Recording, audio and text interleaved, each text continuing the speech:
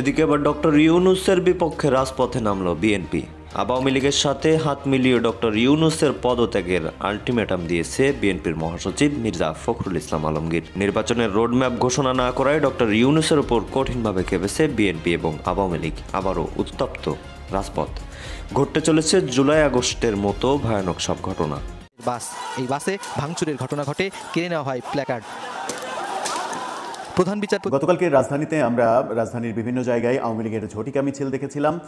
গতকালকের সেই ঘটনার পরে সাবেক সমন্বয়ক এবং এনসিপির অন্যতম নেতা, আলোচিত সমালোচিত বিতর্কিত নেতা হাসনাত আবদুল্লাহ ফেসবুকে একটি পোস্ট দিয়েছিলেন এবং বেশ বাজে ভাষায় হুঁশিয়ারি দিয়েছিলেন কাদেরকে, সেটা অনেক আলোচনার জন্ম দিয়েছিল। গতকালকের এই ঘটনার পরে আজকে সরকারের সঙ্গে আওয়ামী লীগের বিভিন্ন জায়গায় আমরা ইতিমধ্যে দেখতে পাচ্ছি যে ঝটিকা মিছিল তারা কিন্তু ইতিমধ্যে করতেছে। বিশেষ করে রাজধানীতে বিভিন্ন জায়গায় তারা অল্প সংখ্যক লোক নিয়ে হলেও বিভিন্ন জায়গায় ঝটিকা মিছিল আমাদের চোখে পড়তেছে, অথবা বিভিন্ন মিডিয়াতে সেটি কিন্তু আসতেছে এবং কি সামাজিক যোগাযোগ মাধ্যমেও কিন্তু আমরা সেটি দেখতে পাচ্ছি।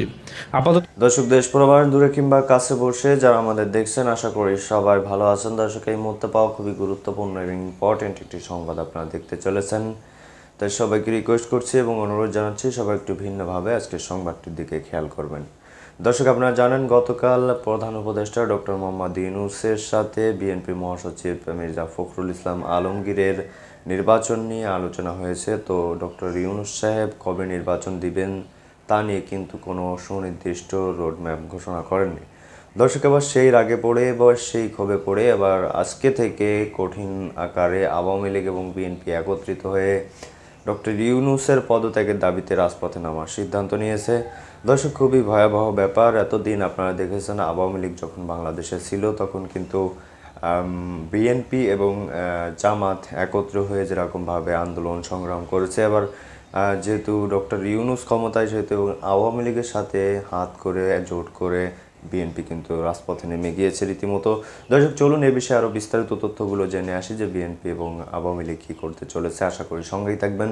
খুবই গুরুত্বপূর্ণ এবং খুবই জরুরি একটা সংবাদ আপনারা শুনতে চলেছেন, তাই এক মুহূর্ত মিস করবেন না। চলুন লাইক দিয়ে সম্পূর্ণ ভিডিও দেখতে থাকি।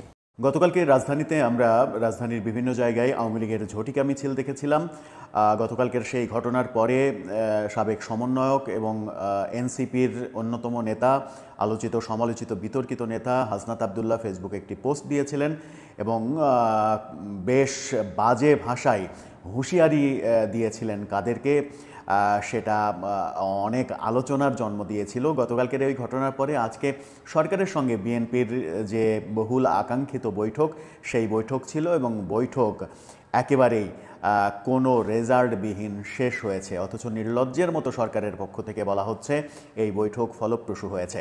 বিএনপি পুরোপুরি অস্বীকার করেছে বৈঠক ফলপ্রসূ হয়নি, বৈঠকে কোনো রেজাল্ট আসেনি। বিএনপি আন্দোলনেরও ইঙ্গিত দিয়েছে। কোন দিকে যাচ্ছি আমরা? সরকার কেন ইচ্ছাকৃত এভাবে মিথ্যাচার করছে, যেখানে স্পষ্ট বোঝা যাচ্ছে, জনগণ বুঝতে পারছে এক ধরনের মুখ থুবড়ে পড়লো কিনা সেই কথাও বলা যেতে পারে। সেই আলোচনাটা করব। তার আগে বলি, গতকালকে আমরা রাজধানী ঢাকায় আওয়ামী লীগের ঝটিকা মিছিল দেখেছিলাম, একাধিক ঝটিকা মিছিল দেখেছিলাম রামপুরা বাড্ডা এলাকায়। তারপরে সাবেক সমন্বয়ক, আলোচিত সমালোচিত বিতর্কিত হাসনাত আবদুল্লাহ, তিনি ফেসবুকে একটি পোস্ট দিয়েছেন এবং পোস্ট দিয়ে হুঙ্কার দিলেন। হুঙ্কার দিয়ে কাদেরকে যেন শাসালেন তিনি ফেসবুকে যে পোস্টটি দিয়েছিলেন সেটি এরকম যে, যেদিন থেকে আমাদের আওয়ামী বিরোধী অবস্থান এবং কম্প্রোমাইজের রাজনীতি বিরোধিতাকে শিষ্টাচার বহির্ভূত বলা শুরু হয়েছে, অর্থাৎ তাদের কর্মকাণ্ডকে শিষ্টাচার বহির্ভূত বলা শুরু হয়েছে, সেদিন থেকেই আওয়ামী লীগের মিছিল বড় হতে শুরু করেছে। যারা কম্প্রোমাইজের রাজনীতি করছেন তাদের সতর্ক করছে, অতি শীঘ্রই আওয়ামী লীগ নিয়ে সিদ্ধান্তে আসুন, না হলে আপনারা করবেন কম্প্রোমাইজের রাজনীতি আর আমি করব শিষ্টাচার বহির্ভূত রাজনীতি। আমি শিষ্টাচার বহির্ভূত আচরণ করলে নিতে পারবেন না, সাবধান হয়ে যান। কাদেরকে সতর্ক করলেন এটা জানতে কিংবা বুঝতে খুব বড় ধরনের গবেষক হওয়ার প্রয়োজন নেই। কিন্তু এখানে প্রশ্ন জেগেছে সেটা হচ্ছে যে, হাসনাত আবদুল্লাহ কি শিষ্টাচারের মধ্যে রাজনীতি আদৌ করছেন? কদিন আগে সেনাবাহিনী সম্পর্কে যে মিথ্যাচার তিনি করেছেন, যে ধরনের কথা বলেছেন, সেনাবাহিনী প্রধানকে যেভাবে অপমানিত করেছেন, সেনাবাহিনী পুরো বাহিনীকে যেভাবে বিতর্কিত করেছেন, সেটা কি শিষ্টাচারের মধ্যে ছিল? মহামান্য রাষ্ট্রপতি সম্পর্কে যখন কথা বলেন তখন চুপ্পু চুপ্পু বলেন, মহামান্য তো অনেক মানে পরের কথা, রাষ্ট্রপতি শব্দটাও বলেন না, সেটা কি শিষ্টাচারের মধ্যে ব্যবহার? বিভিন্ন জনকে বিভিন্নভাবে হুমকি দিয়ে আসছেন, হুমকি ধামকি এই কাজগুলো করে আসছেন, সেগুলো কি শিষ্টাচারের মধ্যে ব্যবহার? যে মবের সংস্কৃতি তৈরি করা হয়েছে, গাজীপুরে আমরা দেখেছিলাম আকম ও মোজাম্মেলের বাড়িতে আক্রমণের পরে গাজীপুরে গিয়ে তিনি সতীর্থদের বলছেন, যেটা মোবাইল ভিডিওতে ভাইরাল হয়েছিল, সতীর্থদের বলছেন যে এরপর থেকে যারা আমাদেরকে মব মারানি বলবে তাদের কিন্তু খবর আছে, এরকম কথাও বলেছিলেন। তার মানে হচ্ছে যে তারা মব করেছে, সেই কথাগুলো যারা বলেছে তাদেরকে শাসিয়েছিলেন। শিষ্টাচারের মধ্যে তাদের আচরণ তো কখনোই দেখা যায়নি, হঠাৎ করে শিষ্টাচারের প্রসঙ্গ কেন আসছে? আর আওয়ামী বিরোধী অবস্থান এবং কম্প্রোমাইজের রাজনীতি, এই ব্যাপারটাকে আলাদা ভাবে দেখছেন। তার মানে হচ্ছে যে তারাই একমাত্র আওয়ামী বিরোধী রাজনীতি করছে আর বাকি সবাই কম্প্রোমাইজ করছে। বিএনপি, জামাত, এরা কি কম্প্রোমাইজ করছে আওয়ামী লীগের সঙ্গে? এরা কি গোপনে আওয়ামী লীগের সঙ্গে আঁতাত করেছে? কাদেরকে তিনি বললেন যে তা সতর্ক হয়ে যান আপনারা? সতর্ক কাদের করলেন?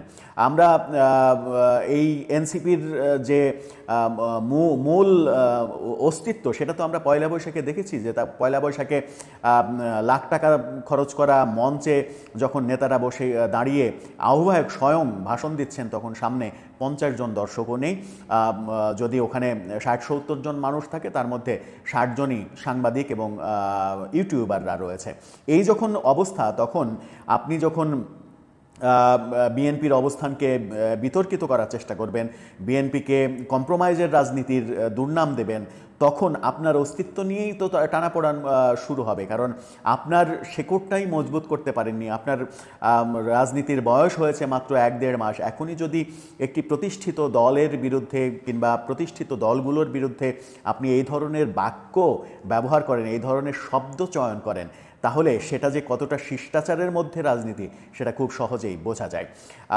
সেই আলোচনা করতে করতে চলুন যাই বিএনপির সঙ্গে সরকারের মিটিং হলো, সেই মিটিং নিয়ে এবার একটু কথা বলি। মিটিং শেষে সরকারের পক্ষ থেকে প্রেস কনফারেন্স করলেন প্রভাবশালী উপদেষ্টা আসিফ নজরুল, এবং বিএনপি মহাসচিব বাইরে আলাদাভাবে কথা বললেন। বিএনপি মহাসচিব কথা বললেন এক ধরনের, আসিফ নজরুল কথা বললেন আর এক ধরনের। আসিফ নজরুল বললেন যে ফলপ্রসূ হয়েছে এই বৈঠক, বিএনপি মহাসচিব বললেন ফলপ্রসূ হয়নি, পুরোপুরি ব্যর্থ হয়েছে, কোনো আলোচনাই এগোয়নি। আসিফ নজরুল বললেন এই বৈঠক নিয়ে তারা সন্তুষ্ট, বিএনপি মহাসচিব বললেন তারা সন্তুষ্ট নয়, তারা কোনোভাবেই এই বৈঠকের রেজাল্ট নিয়ে সন্তুষ্ট নয়, এবং তারা এও বলেছেন যে তারা একটি জিনিসই চেয়েছেন, সেটা হচ্ছে নির্বাচনের রোডম্যাপ, এবং নির্বাচনের ডিসেম্বরের মধ্যে নির্বাচন করতে হবে। ডিসেম্বরের পরে যে কোনো অজুহাতে যেতে চাইলে দেশের পরিস্থিতি খারাপের দিকে যাবে, এবং এই খারাপের দিকে যাওয়ার পরিস্থিতি ট্যাকেল দিতে পারবেন না আপনি। তার মানে হচ্ছে যে এখানে স্পষ্ট আন্দোলনের ইঙ্গিত কিন্তু তিনি দিয়ে দিলেন। আসিফ নজরুল রোডম্যাপ সম্পর্কে বললেন যে রোডম্যাপ সাধারণত নির্বাচনের 2 মাস আগে দেয়া হয়, নির্বাচনের 2 মাস আগে আপনারা রোডম্যাপ জানতে পারবেন। তার মানে হচ্ছে যে আজকের এই বৈঠক সম্পূর্ণ ব্যর্থ হয়েছে। বিএনপি মহাসচিব মির্জা ফখরুল যেটা স্পষ্টভাবেই বলেছেন, কোনো রাগঢাক করেননি, স্পষ্ট ভাষায় বলেছেন যে এই বৈঠক সফল হয়নি, এই বৈঠক ব্যর্থ হয়েছে, এবং নির্বাচনের কোনো রোডম্যাপ তিনি পাননি। ডক্টর ইউনূস ওই ডিসেম্বর থেকে জুনের মধ্যে নতুন যে কথা, সেই কথায় আবার পুনর্ব্যক্ত করেছেন, যার সঙ্গে বিএনপি একমত নয়। বিএনপি সংস্কার বিষয়ে বলেছে সংস্কার সেগুলোই হবে যে সংস্কারের পয়েন্টগুলোতে সব দল ইয়েস বলবে, অর্থাৎ সব দল মতামত দেবে, সেই রকম পয়েন্টগুলোই শুধু সংস্কার হবে, এর বাইরে কোনো সংস্কার হবে না। তার মানে এটা স্পষ্ট জানা যাচ্ছে, বোঝা যাচ্ছে যে এনসিপি, জামাত ইসলাম যে বিশাল সংস্কার করতে চাইছে, বিশেষ করে এনসিপি যে সংস্কারের ঢাকি ভরতে চাচ্ছে, সেই ঢাকি আসলে ফাঁকা থাকবে, কারণ বিএনপি বেশিরভাগ সংস্কার পয়েন্টে তাদের দ্বিমত জানিয়ে দিয়েছে। বিএনপি সংবিধান সংস্কার, নির্বাচনী কাঠামো সংস্কার, বিশেষ করে সংবিধান সংস্কারের বিভিন্ন পয়েন্ট বিএনপি কিন্তু মানেনি। সুতরাং সরকারের সংস্কারের যে উদ্যোগ, সেই উদ্যোগও সফল হবে না। এখন কোন পথে যাবে সরকার? এই যে একটা বৈঠক হলো, সরকার তো জানে যে বিএনপি মহাসচিব বেরিয়ে সংবাদ মাধ্যমে কথা বলবেন, তাহলে সরকার থেকে কেন এই ধরনের কথা বলা হলো যে বৈঠক ফলপ্রসূ হয়েছে? আমার আসিফ নজরুল আরও বলেছেন যে বৈঠকের সময় মির্জা ফখরুলের বডি ল্যাঙ্গুয়েজ দেখে আমার মনে হয়েছে যে তিনি সন্তুষ্ট হয়েছেন, অথচ তিনি বডি ল্যাঙ্গুয়েজ দেখে যেটা বুঝলেন বিএনপি মহাসচিব স্বয়ং সরাসরি সাংবাদিকদের বললেন যে বৈঠক ফলপ্রসূ হয়নি। তাহলে আসিফ নজরুল এই মিথ্যাচার কেন করছেন? এই মিথ্যাচার করে লাভ কি হচ্ছে? তাতে কি সরকারের বিন্দুমাত্র কোনো লাভ হচ্ছে? সরকার কোন পথে যেতে চাইছে, কোন দিকে এগোতে চাইছে? আওয়ামী লীগের বিভিন্ন জায়গায় আমরা ইতিমধ্যে দেখতে পাচ্ছি যে জুটিকা মিছিল তারা কিন্তু ইতিমধ্যে করতেছে। বিশেষ করে রাজধানীতে বিভিন্ন জায়গায় তারা অল্প সংখ্যক লোক নিয়ে হলেও বিভিন্ন জায়গায় জুটিকা মিছিল আমাদের চোখে পড়তেছে, অথবা বিভিন্ন মিডিয়াতে সেটি কিন্তু আসতেছে, এবং কি সামাজিক যোগাযোগ মাধ্যমেও কিন্তু আমরা সেটি দেখতে পাচ্ছি। আপাতত দৃষ্টিতে আমরা বলতে পারি যে দীর্ঘ 8 মাসের ভিতরে 8-9 মাস অতিবাহিত হয়ে গেল, বাংলাদেশ আওয়ামী লীগ তাদের মাঠের যে রাজনীতি সেটা একদম নাই বললেই চলে।